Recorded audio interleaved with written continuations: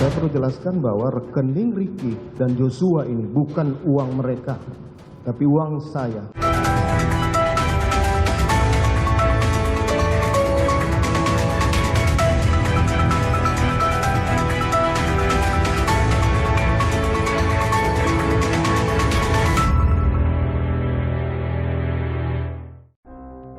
Halo saudara, selamat datang di program 60 Menit Special Report, membuka mata mengungkap fenomena. Bersama saya, Ihsan Sitorus. Selama 60 menit ke depan, kami akan menyajikan informasi mendalam terkait isu yang tengah hangat jadi perbincangan masyarakat. Salah satunya dari sidang kasus pembunuhan Brigadir Yosua Huta Barat dengan terdakwa Ferdi Sambo, Putri Chandrawati, Richard Eliezer, Ricky Rizal, dan Kuat Ma'ruf. Rekaman CCTV mengungkap Kuat Ma'ruf dan Putri Chandrawati sempat bersama-sama menaiki lift di rumah pribadi Ferdi Sambo. Memiliki lift di rumah pribadi hanya sebagian kecil dari kekayaan dan gaya hidup mewah Ferdi Sambo. Lalu apa saja kekayaan yang dimiliki mantan Jenderal Bintang 2 itu? Kami akan mengungkapnya dalam liputan khusus Harta Kerajaan Sambo dalam 60 menit special report. Membuka mata, mengungkap fenomena. Dalam persidangan kasus pembunuhan Yosua, jaksa menghadirkan 3 saksi ahli untuk 5 terdakwa Ferdi Sambo, Putri Chandrawati, Richard Eliezer, Kuat Ma'ruf, dan Ricky Rizal. Sidang ini menjadi kesempatan terakhir jaksa penuntut umum untuk membuktikan dakwaannya. Saksi ahli psikologi forensik Reni Kusumowardani mengungkap hasil asesmen dari kelima terdakwa hingga Brigadir Yosua. Dalam kesaksiannya, ahli menggunakan berbagai rangkaian metode psikologi. Untuk hasil asesmen Brigadir Yosua, ahli meneliti semasa hidup korban. Namun, data tersebut dinilai tidak lengkap karena Yosua merupakan korban pembunuhan. Untuk korban Joshua, kami menggunakan metode yang lazim digunakan di dalam psikologi, itu metode retrospektif. Jadi kami mencari data dari orang-orang signifikan, termasuk keluarga di Jambi, teman-teman dekatnya, teman-teman kerjanya semasa di Jambi, teman sekolahnya, dan juga teman-teman kerjanya di Jakarta. Namun dalam penggalian data, rekan kerja sempat menyebut ada perubahan perilaku Yosua saat ditunjuk menjadi ajudan Ferdi Sambo. Penampilannya terkesan lebih mewah dibanding sebelumnya, menunjukkan power dan dominasi terhadap ADC dan perangkat rumah tangga lain, berperilaku yang dinilai ada kalanya tidak selayaknya dilakukan oleh ADC, merasa lebih dipercaya dan diistimewakan oleh Ibu Putri dan memiliki keberanian untuk menunda serta tidak melaksanakan perintah dari atasan, lebih mudah tersinggung dan menampilkan respons kemarahan. Sedangkan hasil asesmen terdakwa Ferdi Sambo, ahli psikologi forensik menilai Sambo memiliki kecerdasan di atas rata-rata. Ia menyebut potensi agresi terlihat pada diri Sambo yang mudah emosi jika beririsan dengan harga diri dan martabatnya. Tipe kepribadiannya, pada dasarnya Bapak Ferdi Sambo ini merupakan individu yang kurang percaya diri dan membutuhkan dukungan orang lain di dalam bertindak dan mengambil keputusan, terutama untuk hal-hal yang besar, dapat menutupi kekurangan-kekurangannya dan masalah-masalahnya. Jadi bukan berarti yang bersangkutan tidak mampu melanggar norma dan menggunakan kecerdasannya untuk melindungi diri di dalam situasi-situasi terdesak.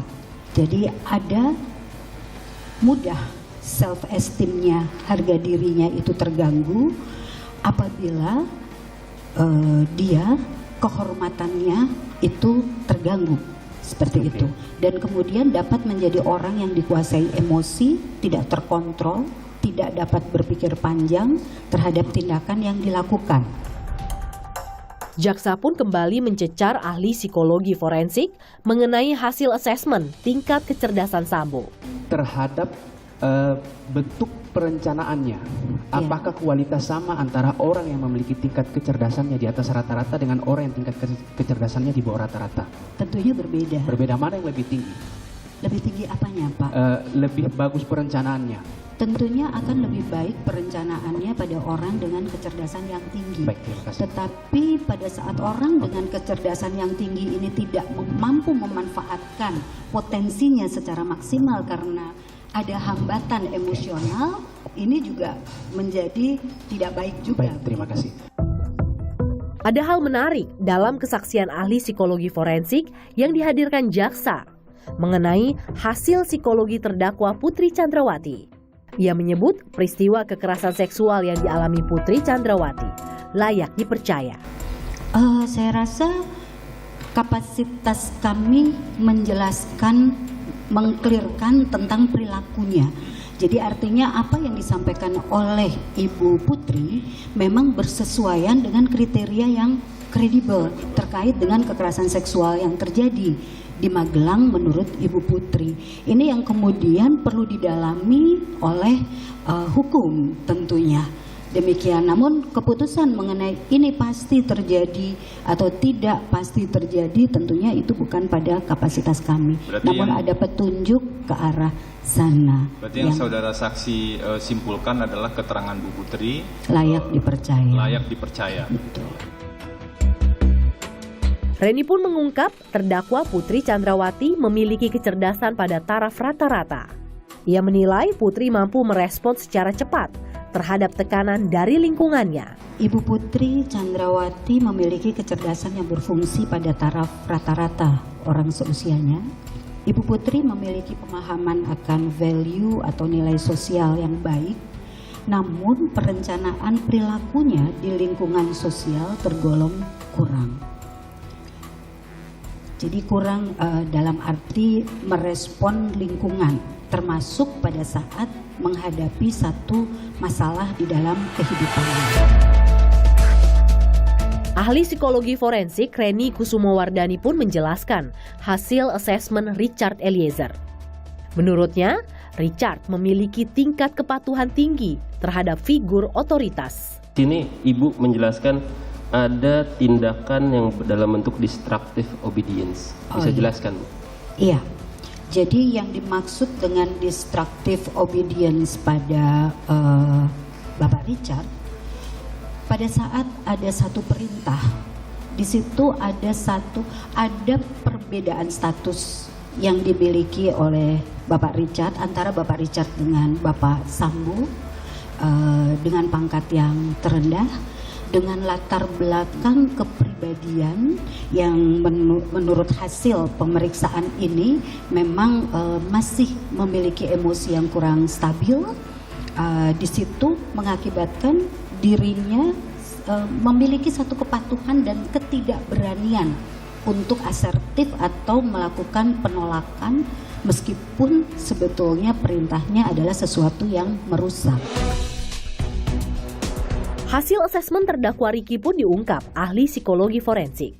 Ricky memiliki kecerdasan di atas rata-rata serta memiliki tingkat kepatuhan yang tinggi meski mudah terpengaruh. Bapak Ricky secara umum taraf kecerdasannya tergolong di atas rata-rata dibandingkan individu kelompok usianya dan tampak mampu mengaktualisasikan potensi intelektual yang dimilikinya untuk berespon terhadap lingkungannya secara adaptif. Sementara hasil asesmen Kuat, ahli menyebut tingkat kecerdasan Kuat di bawah rata-rata. Namun Kuat memiliki tingkat kepatuhan yang tinggi dan tidak mudah terpengaruh. Momen lucu pun terjadi saat terdakwa Kuat Ma'ruf menanyakan hasil asesmennya kepada ahli psikologi forensik. Dalam persidangan, Kuat merasa sering disebut pembohong dan tidak jujur. Baik Yang Mulia, bagaimana terhadap keterangan 3 orang ahli ini di persidangan? Apakah benar semua? Apakah salah semua atau tidak tahu menau? Saya mau bertanya sama Bu. Oh, silakan. Mohon maaf Ibu, kalau Ibu menyimpulkan saya di bawah rata-rata, saya ikhlas Bu. Yang saya tanyakan, saya ini tipe orang pembohong apa yang tidak jujur apa gimana Ibu? Soalnya akhir-akhir ini saya sering disebut pembohong dan tidak jujur Ibu, dan saya sakit dengan bahasa itu Ibu. Dari hasil pemeriksaan kami, semua kebohongan memang pernah terjadi kebohongan dan itu sudah diakui, kemudian direvisi dan kemudian kami mengukur kredibilitas keterangan Bapak. Demikian, seperti yang tadi telah kami sampaikan. Jadi simpulannya sebetulnya karena kepatuhan yang sangat tinggi seperti itu dan ada satu situasi tidak tahu menau berada di dalam satu tempat dalam situasi yang seperti itu ya sehingga berada di tempat yang keliru ya Pak ya pada saat itu. Demikian. Terima kasih Bu. Padahal aslinya jujur ya Ibu. Kami tidak bilang bohong Pak ya, tidak ada indikasi manipulatif. Ya, terima kasih. Ya. Terima kasih yang mulia. Sementara untuk pertama kalinya pada sidang pembunuhan Brigadir Yosua, Kamis 22 Desember lalu, menghadirkan ahli dari pihak terdakwa Ferdi Sambo dan Putri Chandrawati. Majelis Hakim memberi kesempatan 4 kali persidangan bagi kuasa hukum untuk menghadirkan ahli yang dapat meringankan terdakwa. Ketika melaksanakan kejahatan, itu harus disengaja. Artinya apa? Kalau A, B, C, maka harus ada pembagian peran di sini. Dan pembagian peran itu bukan karena kebetulan. Memang sudah disepakati sebelumnya. Ada 3 kemungkinan bentuk kerjasama itu. 1, tiap-tiap pelaku memenuhi semua unsur. Dan pembunuhan ini nggak mungkin. Kenapa? Karena tidak mungkin korban mati 2 kali. Yang paling mungkin adalah yang kedua atau yang ketiga. Apa itu? Tiap-tiap pelaku sebetulnya tidak ada yang tidak ada yang menunsur. Tidak ada. Tapi kalau digabung ini unsur semuanya terpenuhi. Nah yang ketiga, dari 2 pelaku hanya 1 yang memenuhi. Yang lain tidak. Tapi ingat, meskipun yang lain tidak memenuhi, tapi dalam pidana apa? Dia melakukan substantial part, bagian terpenting bagi terwujudnya delik. Artinya apa? Si A itu tidak mungkin menghilangkan nyawa kalau tidak ada perbuatan si B yang melakukan proses kerjasama. Sementara, jaksa penuntut umum menyecar saksi ahli yang dihadirkan Ferdi Sambo terkait pembunuhan berencana Yosua. Terhadap orang itu, ya kan? Karena kebencian ini sehingga mengakibatkan dia ingin berencana membunuh. Dia mempersiapkan lagi, mempersiapkan segala sesuatu halnya, mulai dengan tenang. Masalah interval waktu tidak menjadi hal, karena kan tidak ada memang suatu pendapat yang pasti mengenai kapan interval waktu itu harus dipenuhi.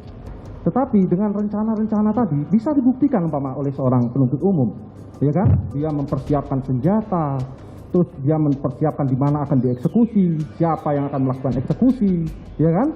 Terus kemudian dilaksanakan eksekusi dan dia kemudian tahu akibat yang akan dilakukan itu dengan kemudian membuat skenario-skenario. Dalam persidangan Kamis kemarin, ahli hukum pidana Mahrus Ali juga menyebut kasus kekerasan seksual biasanya terjadi di ruang privat sehingga akan minim saksi. Namun meski tidak ada visum karena faktor keengganan korban melapor, bukan berarti tidak terjadi kekerasan seksual. Saudara, kesaksian para ahli mengungkap tabir pembunuhan berencana Brigadir Yosua Huta Barat. Sesaat lagi di program 60 Menit Special Report, kami segera kembali.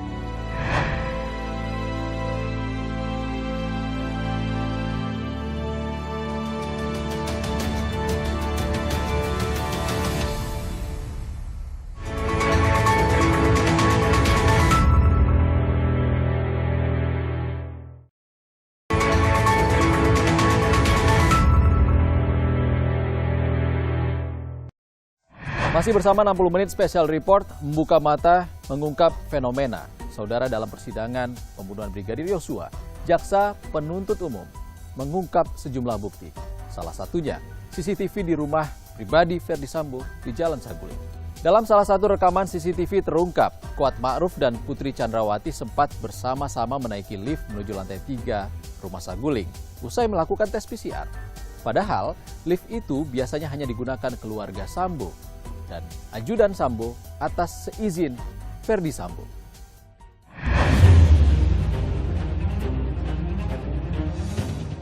Persidangan kasus pembunuhan Brigadir Yosua Huta Barat memasuki babak baru Sejumlah saksi ahli dihadirkan untuk membuktikan dakwaan pembunuhan berencana terhadap Yosua. Saksi ahli digital forensik Puslap 4 Polri memutar rekaman CCTV rumah pribadi Sambo di Jalan Saguling yang mengabadikan aktivitas Yosua dan para terdakwa sebelum penembakan di Duren 3. Salah satu yang menjadi sorotan pertemuan Sambo dan Putri Chandrawati dengan terdakwa Kuat Maruf, Ricky Rizal dan Richard Eliezer di lantai 3 rumah Saguling. Setibanya dari Magelang, Ricky Rizal memenuhi panggilan Sambo ke lantai 3 rumah pribadi. Ibu udah dilecehkan sama Joshua.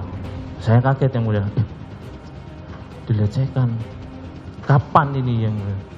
Ini kapan kejadiannya? Terus apa bentuk pelecehannya gitu yang mulia? Saya mau panggil dia. Kamu backup saya, amankan saya. Kalau melawan, kamu berani nggak tembak dia? Siapa? Saya tidak berani, Pak. Panggil Richard. Rekaman CCTV lalu menampilkan Ricky turun dari lantai 3 rumah Saguling dan memanggil Richard Eliezer untuk bertemu Ferdi Sambo. Menggunakan lift, Eliezer pun langsung menuju lantai 3 tempat Sambo menjabarkan skenario pembunuhan Yosua. Karena kalau kau yang bunuh, saya yang akan jaga kamu. Tapi kalau saya yang bunuh, nggak ada yang jaga kita. Dia menjelaskan tangannya sudah begini yang mulia, sudah mendekat ke arah saya. Saya cuma diam pada saat itu yang mulia. Diam, baru dia bilang ini. Jadi gini, Chat. Lokasinya di 46. Dia bilang, lokasinya di 46. Nanti di 46 itu, ibu dilecehkan sama Joshua. Terus, ibu teriak. Kamu respon, terus Joshua ketahuan. Joshua tembak kamu, kau tembak balik Joshua. Usai bertemu Sambo, Eliezer pun turun dan bersiap ke rumah dinas Duren 3 bersama Yosua, Putri Chandrawati, Ricky Rizal, dan Kuat Maruf. Disusul Ferdi Sambo yang bergegas ke rumah dinas Duren 3 dengan seragam lengkap. Namun tak mengenakan sarung tangan hitam seperti kesaksian Richard Eliezer. Fakta itu pun jadi perdebatan di persidangan. Penasehat hukum Sambo mempertanyakan keterangan Richard Eliezer karena Sambo terlihat turun dari lantai 3 rumah Saguling tanpa mengenakan sarung tangan hitam. Ini membuktikan keterangan Richard yang menyampaikan bahwa Pak Sambo turun pakai sarung tangan. Mungkin nanti saja mempunyai kesempatan sendiri. Namun kesaksian ajudan lain Sambo, Azan Romer, pada awal November lalu mengungkap sarung tangan hitam baru dikenakan Sambo setelah tiba di Duren 3. Bukan di Saguling. Saat itu terdakwa menggunakan sarung tangan apa? Saya ngelihatnya pas ngambil senjata aja yang mulia.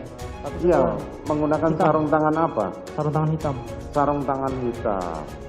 Apakah biasa sarung tangan itu digunakan oleh terdakwa? Tidak yang mulia. Tidak.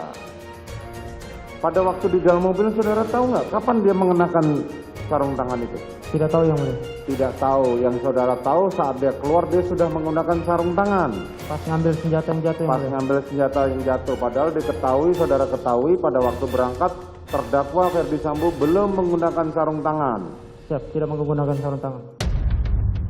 Sebelumnya, sang pembongkar skenario Sambo, Richard Eliezer, mengaku saat menembak Yosua hanya satu sarung tangan yang dikenakan Sambo. Jadi Pak Efes itu melakukan kokang juga dengan 2 tangan. 2 tangan, Pak? Dikokang 2 tangan. Tapi yang pakai sarung tangan cuma 1. Sarung tangan cuma 1? Cuma kanan. Cuma kanan. Warnanya yang Bapak sampaikan? Warna hitam. Jadi tangan kirinya ini sempat menyentuh senjata juga, berarti? Sempat menyentuh senjata. Jadi pada saat menembak 2 tangan digunakan? 2 tangan. AS seperti itu juga? AS sama, Pak. Sama? Memakai 2 tangan menembak? 2 tangan juga. Yang satu pakai sarung tangan, yang satu tidak? Yang satu tidak. Menurut pemahaman saudara, ketika dia pakai sarung tangan, untuk apa pakai sarung tangan? Saya tidak tahu, Pak. Sementara hanya memakai 2 tangan juga? Yang pakai sarung tangan kan Pak Efes. Ya. Bapak tanyakan ke Bapak Efes.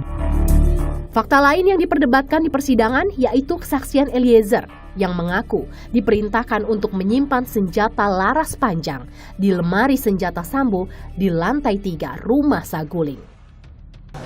Terkait dengan Richard yang membawa senjata laras panjang.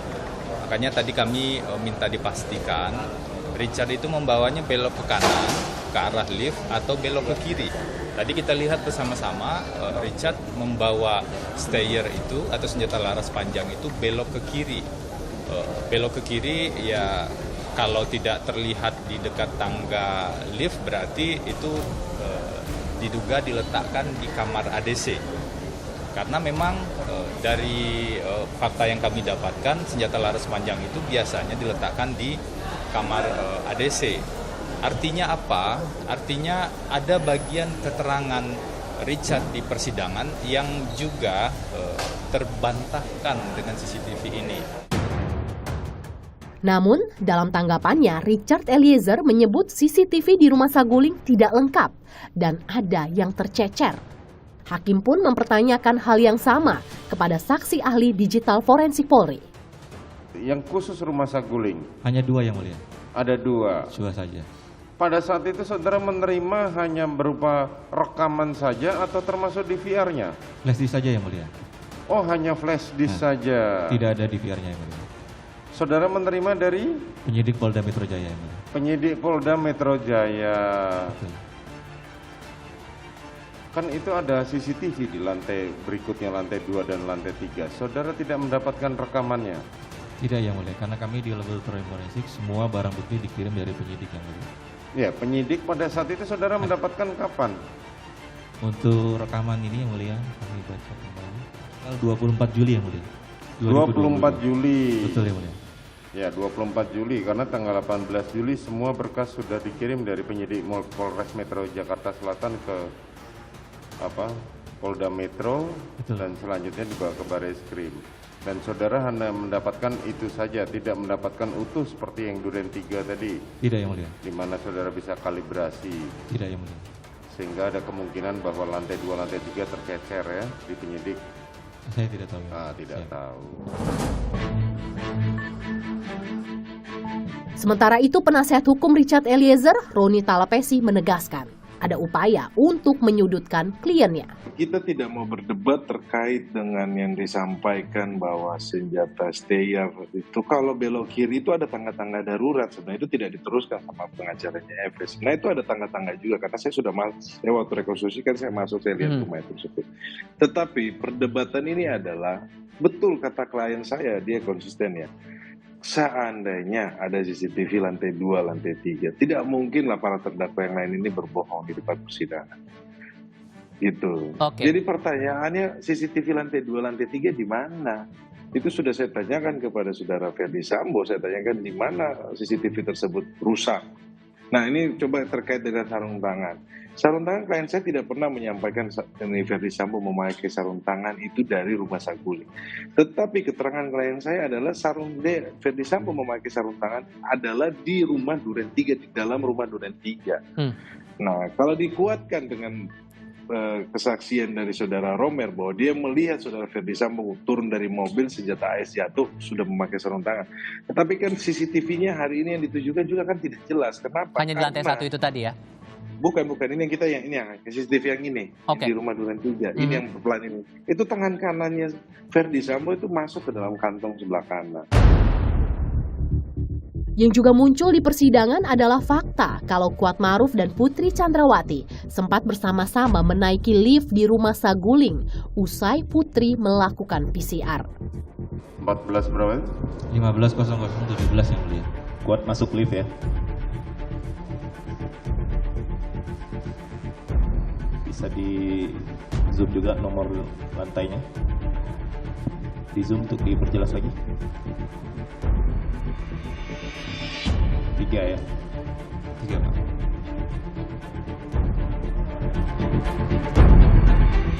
Pada persidangan 30 November lalu, Eliezer sempat menyinggung lift di rumah pribadi Sambo yang hanya diperuntukkan bagi keluarga. Kalaupun ada orang lain yang menggunakan, harus seizin Sambo. Berdua, empat bawa barang. Oh, saudara naik satu lift? Naik tangga. Hah? Naik lewat tangga. Oh, saudara naik lewat tangga. Siap. Saudara Kuat? Sama lewat tangga. Oke. Nggak naik lewat lift ya? Tidak yang mulia. Kenapa? Karena untuk bapak ibu aja yang mulia. Oh, lift hanya untuk keluarga saja. Oke, saudara naik tangga. Lewat tangga. Terdakwa Kuat pun menanggapi fakta hasil rekaman CCTV yang diputar di persidangan. Saya terima kasih kepada Pak Hakim yang telah mengizinkan memutar ulang, jadi saya ketahuan kapan naiknya, kapan turunnya. Baik. Terima kasih Yang Mulia. Terima kasih. Saudara, penelusuran Kompas TV mengungkap gaya hidup Ferdi Sambo patut dipertanyakan jika melihat pendapatannya sebagai seorang anggota polisi. Lalu apa saja harta kekayaan Ferdi Sambo? 60 menit special report, segera kembali. Harganya jelas 2 kali lipat lebih dari sebuah Alphard. Alphard yang dikagumi masyarakat Indonesia.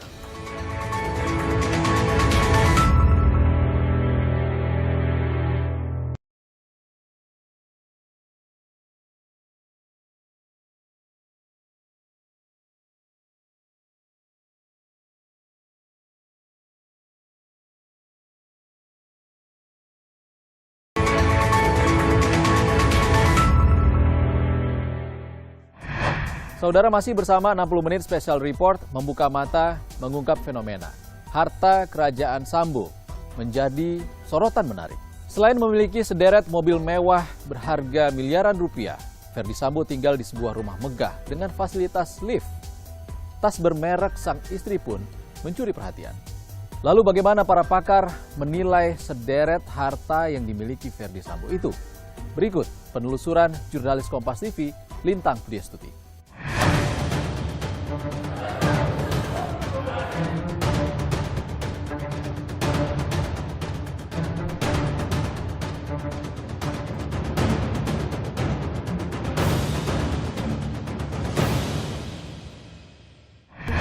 Saya sedang berada di Jalan Saguling 3, Duren 3, Jakarta Selatan. Mungkin Anda sudah tidak asing dengan rumah yang satu ini yang sedang menjadi sorotan belakangan terakhir di media massa.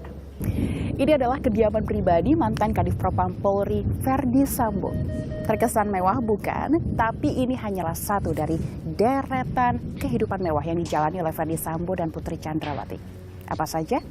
Mari kita lihat. Gaya hidup mantan Kadif Propam Polri Ferdi Sambo mendadak menjadi sorotan pasca dirinya terseret kasus pembunuhan Brigadir Yosua Huta Barat.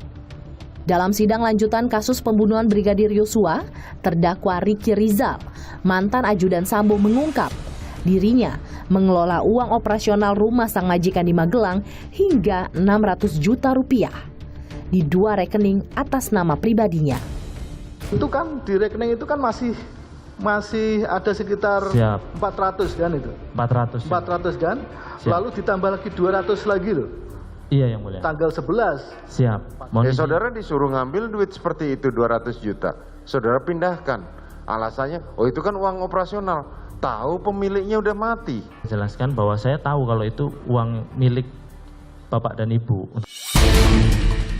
Namun, kejanggalan pun muncul. Sebab 200 juta rupiah diantaranya dikirim dari rekening Yosua setelah kematiannya. Saya perlu jelaskan bahwa rekening Ricky dan Joshua ini bukan uang mereka, tapi uang saya untuk kebutuhan keluarga dan untuk kebutuhan operasional keluarga saya. Kebutuhan operasional yang dimaksud Sambo diduga salah satunya untuk mengelola rumah pribadi Sambo di Jalan Saguling 3, Duren 3, Jakarta Selatan. Rumah ini sempat menyita perhatian setelah rekonstruksi kasus pembunuhan Brigadir Yosua disiarkan langsung akhir Agustus lalu. Dari luar saja, hunian 3 lantai milik Sambo terlihat mewah. Mulai dari ornamen kayu, pagar batu alam yang dihiasi rimbunnya pepohonan, hingga pintu gerbang baja yang menambah kesan eksklusif. Kemewahan semakin terlihat di dalam rumah Sambo. Lift berwarna emas dan berbagai perabotan mahal melengkapi isi rumah mantan Jenderal Bintang 2 itu. Beranjak ke ruangan lainnya, tampak sebuah lemari galeri atau walk-in closet berwarna putih emas berisi koleksi tas branded yang diyakini milik istri Sambo, Putri Candrawati. Putri juga sempat menenteng salah satu tas mewahnya saat rekonstruksi pembunuhan Brigadir Yosua berlangsung. Saya bertemu dengan Dean Syahmedi, pengamat fashion, untuk mencari tahu informasi lebih lanjut tentang koleksi tas branded milik Putri Candrawati. Kemudian ada 2 tasnya Ibu Putri Chandrawati yang sempat tersorot oleh media dan katanya itu tas yang branded dan eksklusif. Kalau menurut pandangan kacamata Kak Dian, seperti apa sih memang tas ini? Kalau saya perhatikan ya, itu monogram Gucci ya. Kalau dari sisi kanan kirinya itu monogram Gucci dari bahan kanvas, kemudian sisi luarnya itu leather. Itu namanya duffel bag. Kurang begitu gamblang ya, kepotong gitu di dalam kotak-kotak. Tapi ada satu yang warna merah itu dari Jody bag dari Bottega Veneta. Itu memang juga cukup trending ya ketika dia keluar. Itu satu leather goods bagus dari Italia. Harganya sekitar 30-an juta ya. Bottega Veneta ini satu jenama leather goods khusus apa ya, mengandalkan kelembutan leather. Dia selalu ada di aksen anyaman ya sebagai signature-nya, selalu ada anyaman. Target marketnya Gucci kan memang upper class ya, jadi pembelinya ya memang orang-orang yang memang berada di universe itu, yang senang fashion, senang bahan berkualitas, bahan yang kuat, tahan lama, dan juga in fashion. Tak hanya koleksi tas, penampilan Putri Chandrawati saat datang ke Barreskrim Polri sebelum ditahan 30 September lalu membuat publik gagal fokus. Pasalnya, Putri kembali terlihat mengenakan barang branded. Keluaran rumah mode ternama dunia, sebuah jaket berwarna biru langit dengan logo B dari brand Burberry dengan nama item logo patch bomber jaket. Saya mencari tahu harga jaket tersebut melalui situs belanja online khusus barang keluaran ternama dunia. Dilansir dari situs editorial list, jaket Putri dijual dengan harga $1.250 atau setara dengan 19 juta rupiah. Kemudian satu lagi yang ingin saya bahas ini masalah jaketnya Bu Putri Chandrawati. Kalau kita lihat nih merek Burberry katanya sih. Kalau Kak Dian sendiri ngelihat ini apa sih, jaket apa sebenarnya Burberry kah, dan seberapa eksklusif jaket ini? Ya, kalau dari badge-nya tuh kelihatannya Burberry ya.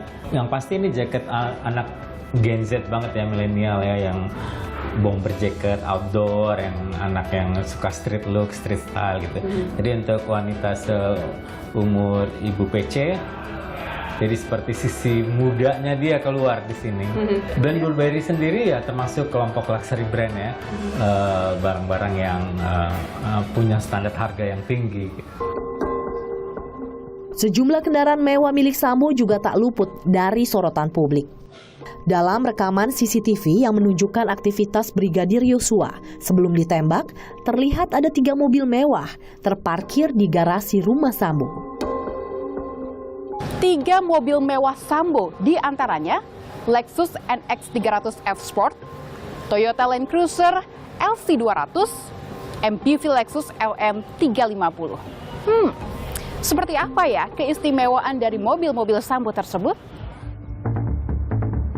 Lexus NX 300 F Sport berplat B77 SAM merupakan keluaran baru tahun 2021.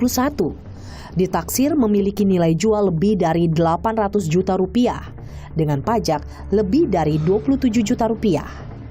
Sementara Lexus LM 350 adalah mobil MPV mewah yang terlihat digunakan oleh rombongan Putri Chandrawati dari Magelang menuju Jakarta sebelum pembunuhan Brigadir Yosua.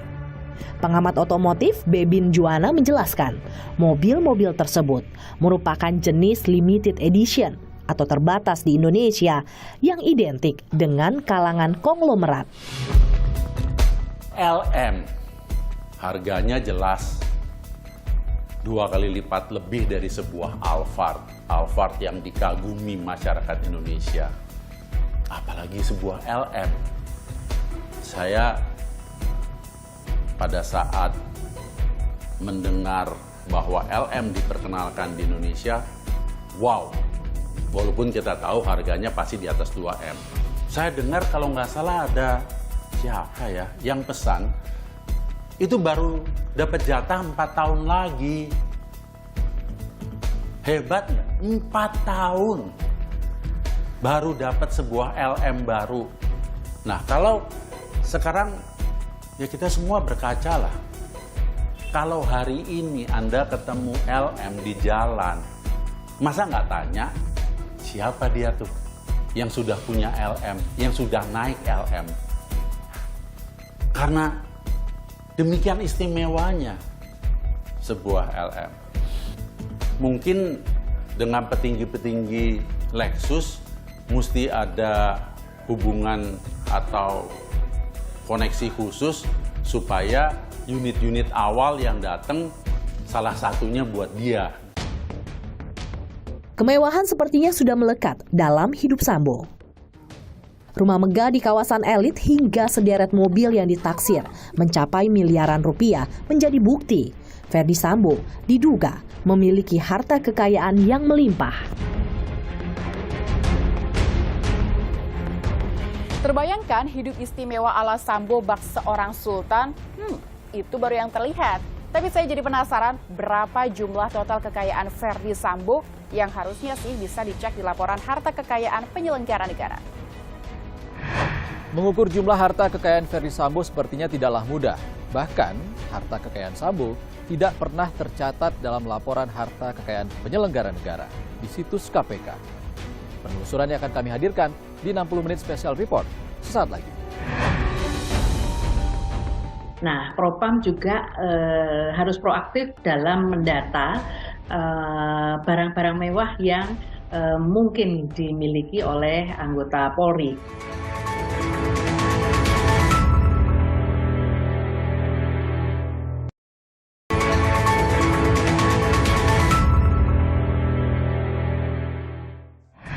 Masih bersama 60 menit special report, membuka mata, mengungkap fenomena. Harta kekayaan Sambo patut dipertanyakan dengan penghasilannya sebagai anggota Polri. Lazimkah gaya hidup mewah Ferdi Sambo itu? Apalagi sang mantan Jenderal Bintang 2 itu tidak pernah melaporkan harta kekayaannya ke KPK. Berikut penelusurannya.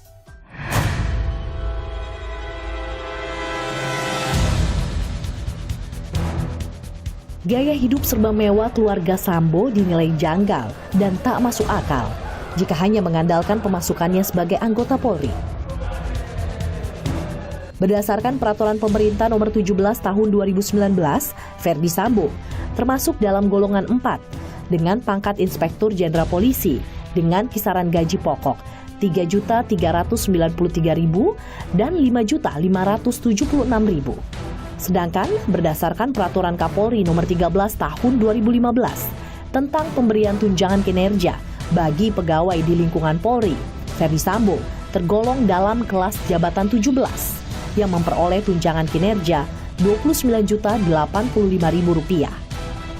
Berdasarkan asumsi perhitungan tersebut, Sambo berhak menerima total penghasilan berkisar Rp31 juta hingga Rp36 juta. Terkait pemasukan dan gaya hidup mewah anggota Polri pun sempat menjadi sorotan Presiden Joko Widodo beberapa waktu lalu. Kapolres, yang namanya Kapolda, yang namanya seluruh pejabat utama, perwira tinggi, ngerem total masalah gaya hidup. Jangan gagah-gagahan karena merasa punya mobil bagus atau motor gede yang bagus. Hati-hati.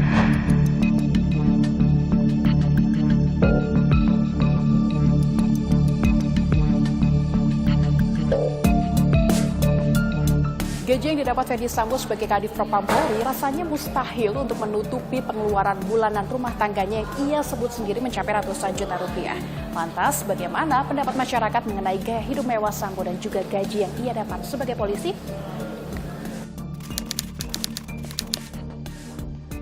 Kebetulan nggak tahu. Kebetulan sih enggak ya. Nggak tahu. It was too much nggak sih buat punya pengeluaran sebanyak itu dengan gaji yang sebenarnya itu udah cukup banyak, cuman dengan lifestyle yang way bigger gitu. cukup kontras ya, kalau misalnya dengan income yang sekian, tapi pengeluarannya lebih dari income-nya agak janggal. Kayak, kok bisa gitu kan? Ya harusnya nggak harus sampai segitunya kali ya.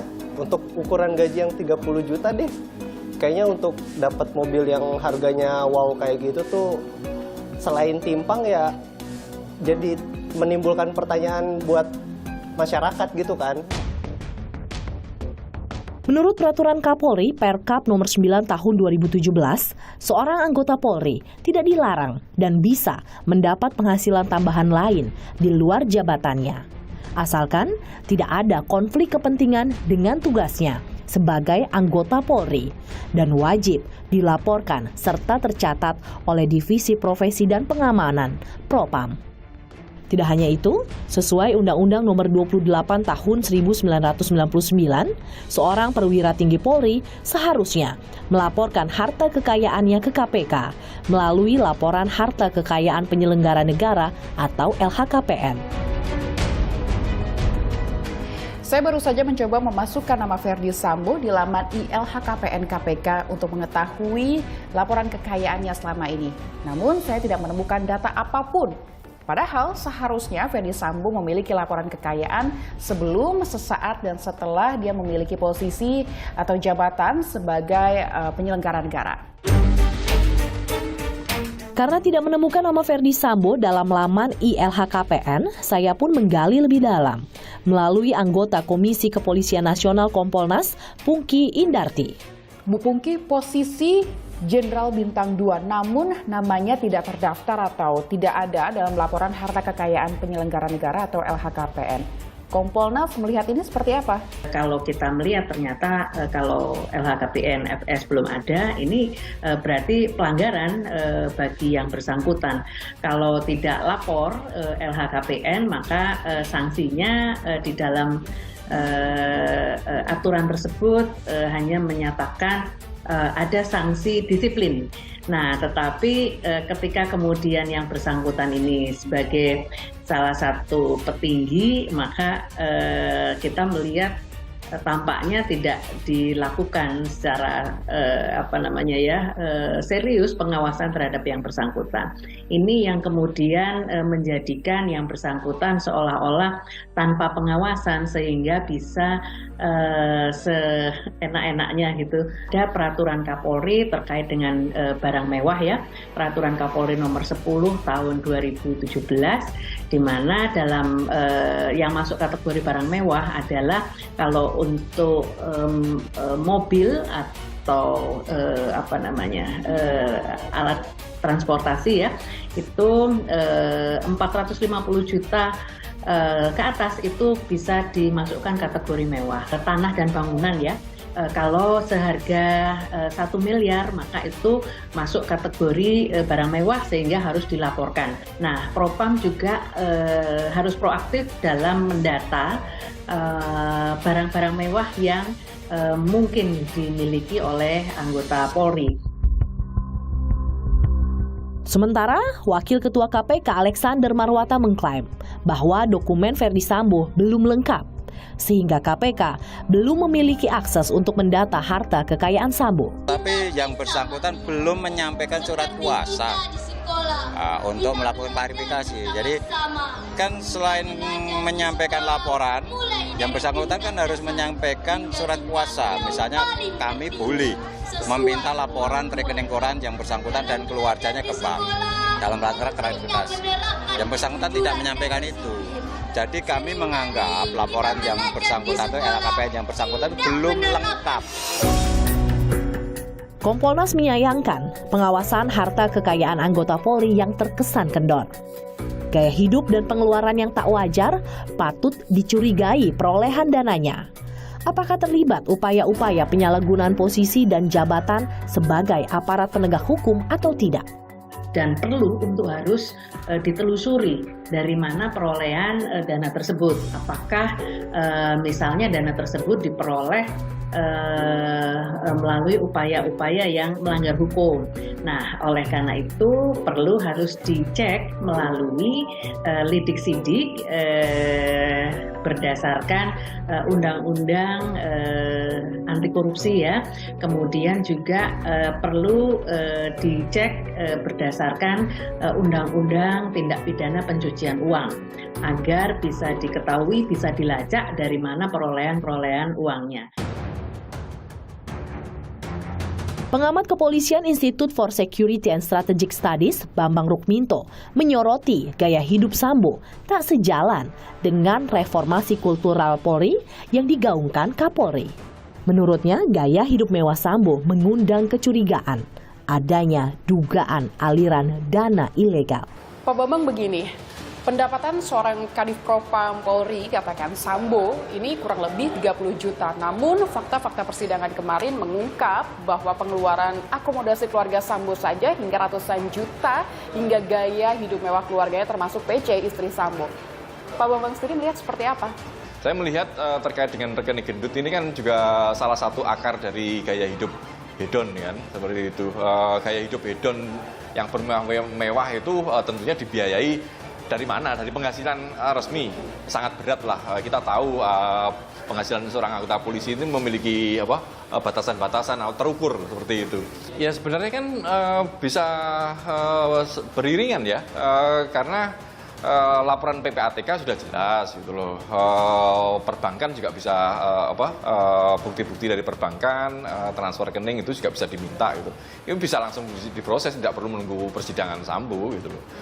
Kalau kemudian itu sudah ditemukan bukti-bukti yang kuat, kan tinggal siapa yang ditersangkakan seperti itu. Kecurigaan tindak pidana yang diduga melibatkan anggota Polri sepatutnya ditindaklanjuti agar kepercayaan publik segera pulih kembali. Jika memang benar Ferdi Sambo memiliki penghasilan lain di luar penghasilannya sebagai petinggi Polri, kenapa tidak tercatat dan dapat diakses publik? Dan dari mana asal-muasal dari penghasilan tambahan tersebut? Dan apakah setelah persidangan kasus pembunuhan Brigadir Yosua ini berjalan, akan ada pengusutan lain tentang aliran harta kekayaan Ferdi Sambo? Tak terasa sudah 60 menit kami membuka mata dan mengungkap fenomena dengan liputan khusus yang kami hadirkan. Tak lupa kami mengucapkan selamat Natal dan Tahun Baru 2023. Dan jangan lupa tetap jaga protokol kesehatan Anda saudara. Saya Ihsan Sitorus undur diri. Terima kasih. Sampai jumpa.